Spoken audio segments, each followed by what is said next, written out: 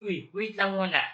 Kasi nga again, Java na America. Gusto ko muna sabihin sa'yo kung ano ba talaga yung plan ko or ano yung tagline nitong mga gagawin kong content. And basically, ang tagline na nagawa ko para din sa page natin sa mga content na Empowering Filipinos Digitally. Meaning, gagawa ko ng mga content na makakatulong, especially sa mga Pilipino. Lalo na sa mga hindi masyado pang aware kung ano yung mga trend ngayon, or ano yung mga kailangan na pwede mga tools na pwede maging efficient sa mga ginagawa. Ngayon, ang i-share ko sa inyo is paano ba yung optimization page. Kung ikaw mismo nag-aspiring kang gumawa ng sarili mong page, try mo munang mag-isip ng pangalan na sa tingin mo magsusunod din siya sa character versus trend.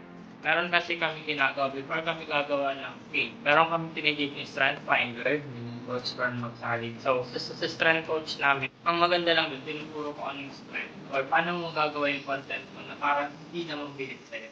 Or kung ano lang yung sinabi sa'yo, ito maganda to, pwede.